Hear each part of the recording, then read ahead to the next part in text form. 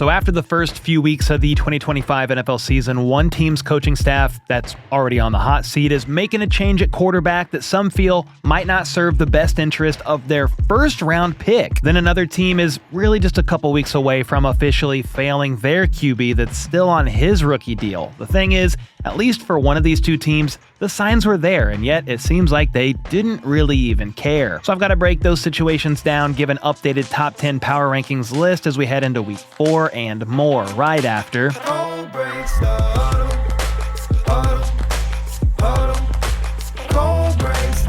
All right, first up, the Houston Texans made a very surprising move yesterday, parting ways with safety CJ Gardner-Johnson after just 3 games. They traded for this man back in March in exchange for their former first-round pick, guard Kenyon Green, as well as a 2026 late-round pick swap. Then, if you remember, he had that injury scare during training camp where CJ was carted off with a knee injury, though it turned out he avoided anything serious and was able to make it back before the start of the season. Well, Texans fans may be wishing he didn't because his play was lackluster, to put it mildly. Gardner-Johnson reportedly struggled with picking up DeMeco Ryans' schemes defensively, and according to team sources, he's allowed big plays in each game this season that have contributed to their opponents scoring touchdowns. This report here from ESPN stated that he consistently struggled to guard the correct player in match coverage, which is pretty crazy, in my opinion, considering the guy is in his 7th season in the NFL. On top of that, he reportedly refused to take accountability for blown coverages, which rubbed his teammates the wrong way. And that might be the most glaring concern here. It sounds like they were hoping this is a bit of addition by subtraction and getting rid of a guy who was hurting them both on and off the field. You know it was bad too, because in order to release him, the Texans had to eat over $8 million in dead money, and as Jason from Over the Cap pointed out, they could have saved themselves a lot of money had they just not made this trade in the first place. Sure, hindsight is always 2020, but it was a big swing and a miss that cost them both on the field and financially. Now, they did get some good news in the secondary because Jimmie Ward was taken off the commissioner's exempt list and reinstated on Monday. Ward was arrested on suspicion of third-degree felony domestic violence back in June, but last week a grand jury did not find probable cause and chose not to indict him, so those charges were dropped. Goodell then took him off the exempt list, and he's now eligible to play in games. However, there's a chance we still don't see him for a while because after he was reinstated, the Texans put him on the PUP list as he's still recovering from multiple offseason foot surgeries. Aaron Wilson reported that Ward has made major progress in his recovery, and he could be ready to start practicing again in the next few weeks. But even if he does return to practice here somewhat soon, there's still the chance that he could be suspended by the NFL as they're continuing their own investigation. If he does get suspended, I think the games served on the commissioner's exempt list will count towards the suspension if it exceeds 3 games, but still, it's a situation to keep eyes on. Regardless, it's not like Jimmie Ward is going to be immediately stepping in as Gardner-Johnson's replacement, and with the Texans already sitting at 0-3, there's a chance this season has already slipped away from them by the time Ward is ready and able to take the field. And honestly, while the touchdowns that Gardner-Johnson gave up certainly hurt them, I think the offense has done much more damage to the team overall. The defense is allowing the 5th fewest points in the league, while the offense is dead last in scoring, putting up a measly 12.7 points per game. That is bad. Their run game's not good either, and Joe Mixon still has no timetable to return from his foot injury. Then, surprise, surprise, but their offensive line ranks 27th in pass blocking per PFF, and CJ Stroud is among the worst in the league in QBR. Ariante Ursary, their tackle they took in the 2nd round, is supposed to be the Laramie Tunzel replacement, but he's a rookie, okay, so not going to overreact. He has struggled, allowing 11 pressures and 3 sacks through 3 games. Yeah, the Texans are in trouble, and they only have themselves to blame for not doing more to protect their quarterback. You have a young QB on a rookie deal, so there's really no excuse for not spending the money necessary to keep this guy upright. It's still early, but if they don't turn things around pretty quickly here, it'll end up being a wasted season for the Texans and CJ Stroud. There's still the very slight chance that they could turn it around and make the playoffs. After all, the 2018 Texans are the last team to start 0-3 and still make the postseason. They do have an easier game coming up against the Tennessee Titans, but after that, it's Ravens,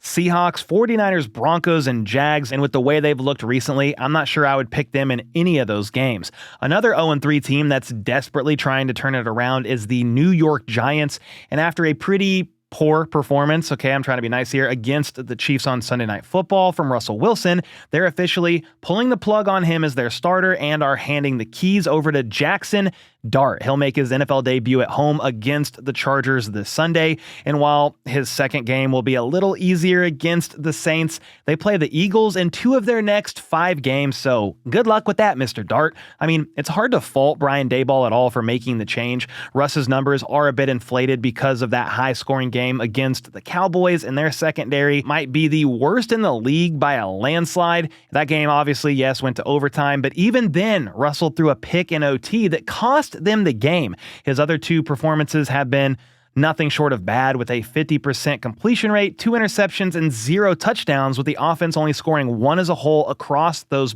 2 contests. Jaxson Dart, meanwhile, was drafted in the first round for a reason. They believe he can be their future. During the preseason, he flashed potential too, and now he gets to really show what he's made of starting this Sunday. Some aren't loving the quick change so soon, though, and think they are putting Dart at risk, talking about the coaching staff, because the O-line hasn't been great. They do have their left tackle and Andrew Thomas back, but again, they think this is a bit premature, and it's potentially because Daboll is literally just trying to save his job. Regardless of the reason, it would have been very hard to justify keeping Russell as the starter after how he played so far, with the first-round rookie just sitting there on the bench. Russell Wilson could honestly be a trade candidate for some teams in desperate need of QB help. Think of the Cincinnati Bengals. Plus, he would be very affordable, as his base salary is just $2 million. It would be easy to stomach for the Giants, too, since they do have Jameis Winston on their roster right now as QB3, and he is a quality number 2. Russell Wilson said today that he's not going to ask for a release or a trade or anything like that, but that doesn't mean the team won't still do one of those things. If I had to put money on it, I would guess that Russ is eventually on a different team at some point this season, but they may have to wait until they see a few games out of Dart before they actually make a decision on Russ. I will say Dart may have quite the challenge this week, because not only is he making his NFL debut against one of the best teams in the league right now, but he might be doing so without his top weapon in Malik Neighbors, who did not practice today with a shoulder injury. It's still early in the week. This may be more precautionary than anything, like a rest day. Then they'll slowly ramp him up later in the week. But again, we'll know more once the week plays out after their Thursday and Friday practices. All right, next up, let's get into Week 4's power rankings, because I do have several changes to my top 10, including one prominent team falling quite a bit. Starting at 10, I'm keeping the Chiefs here, even though they're coming off of a win. And it was against the Giants, so whoop-de-doo. The defense has been solid, and once Mahomes gets his full arsenal back and healthy, I think this team will start to really take off. They have the Ravens on Sunday, so that could be a good litmus test to see kind of where both of these teams are at, as they are both, crazy enough, 1-2. The Commanders are also staying where they're at after Marcus Mariota led them to a blowout win over the Raiders on Sunday, kind of like the Chiefs beating the Giants. It was the Raiders, so whoop-de-doo. They did rush for over 200 yards even after losing Austin Eckler for the year, though, and if they can continue to find consistency in their running game, they're going to be a hard team to beat. Ja'Cory Krosky-Merritt didn't practice today, though, and neither did Scary Terry. It's still early on in the week, but we'll have to monitor those guys and their injuries for sure. Jaden Daniels did return to practice, though, so I'm assuming he'll be out there for Week 4, but if not, Marcus Mariota looked pretty freaking good last weekend. Now, this is where it gets interesting. I have the Ravens falling from 4-8 after they were manhandled by the Lions at home on Monday Night Football. Ended in a one-score game, yes, but that last touchdown was basically in garbage time. They're having trouble protecting Lamar, tied for giving up the second most sacks in the league through 3 weeks. Lamar got sacked 7 times, and their only win right now is against the Browns, and they've lost to 2 good teams in the Bills and the Lions. This week should be fascinating because, as I mentioned before, they play the Chiefs, and both teams have a lot of question marks. Pretty crazy to think that after Sunday, one of these teams is going to fall to 1-3 and will likely be out of the top 10 come next Wednesday.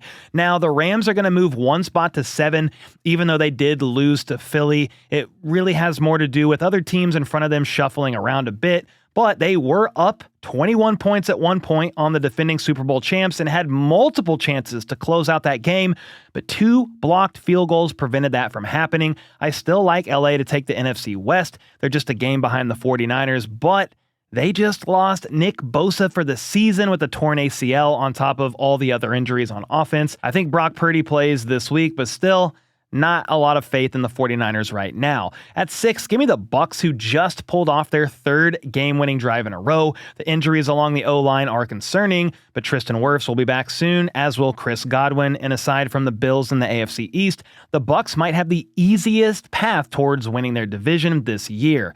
And now for the top 5. I have the Packers dropping from 2 to 5, which feels a little dramatic, but also kind of appropriate after they got upset by the Cleveland Browns. The defense is elite, yes. They're allowing the fewest points per game and the 3rd fewest yards, but it all starts and stops with Jordan Love. He threw a costly pick in the 4th quarter against the Browns, and I would say he's honestly the biggest question mark on that team at the moment. They've got a great opportunity for a get-right game on Sunday night, though, when they take on the Cowboys and their defense that's giving up over 30 points a game.